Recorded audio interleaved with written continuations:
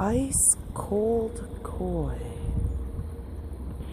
in ice cold water in Canada.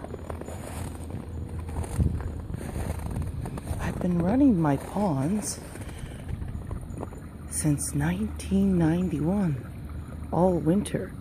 And the big orange and white one that you see under the ice have been with me ever since. This guy's a new guy, and I kind of liked his colors. You sort of pick what you like. At the time when I got this big white one, she was only like less than 1 inch over 20 years ago. I had unplugged the heater for the last few hours, actually since very early morning, and I've plugged it back in now just in case it gets cold again tonight. If you unplug the big heater, you'll save electricity during the day. And not to worry about a little bit of ice. The koi are hiding in this pond under the large yellow flag. Oh, the net is stuck in here, but you can see there's a waterway.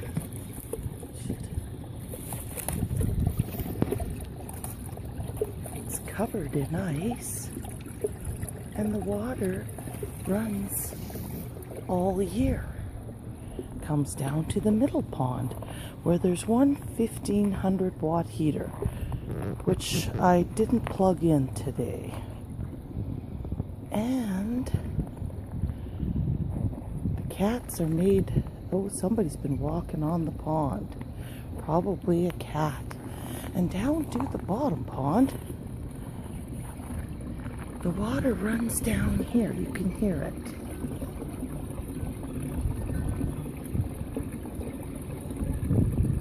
There's an ice cap formed over top and a natural pond breathing hole.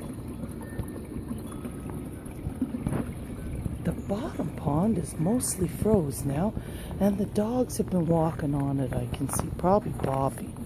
Bobby's been walking on the pond. And this pond, which freezes the hardest because it's the bottom pond, and the water level drops below the ice, so the running water can't dissolve it as quick because it can't touch it, because it's basically a little bit below the ice. I think you can see.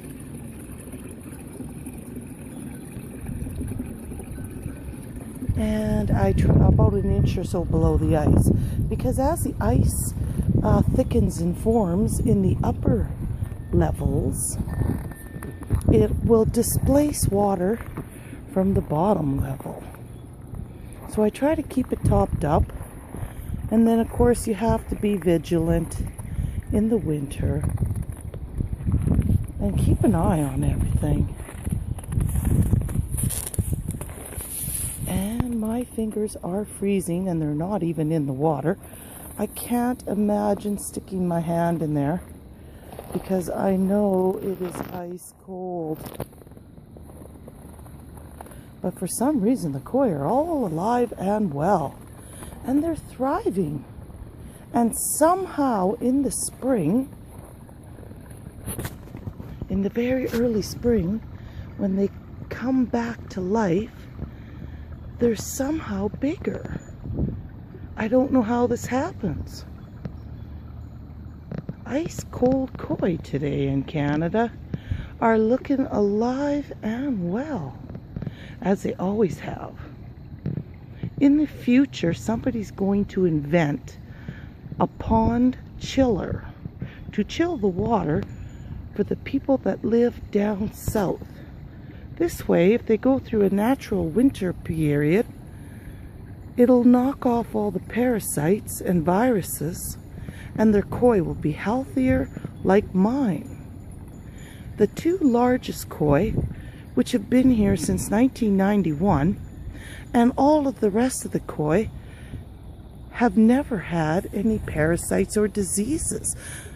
I've never noticed any signs of sickness, and I can only attribute this to the ice cold water. It's like ice fishing. When you're going to fish for pike here in Alberta or whitefish, everybody knows they're not going to taste very good in the summer because the water isn't as clean and fresh and cold. And so the fish can get sickly and taste funny. They can get worms. But everybody likes to go ice fishing because cold water fish do best in cold water for a period of time. And when my uncle used to get the fish from right out of the ice in the middle of the winter up north, those big pike with millions of teeth never tasted so good in the frying pan. Although I'd never eat my koi. It's just the fact that koi are cold water. They're not tropical. And cold water fish can live in cold water. And in this case, ice cold water.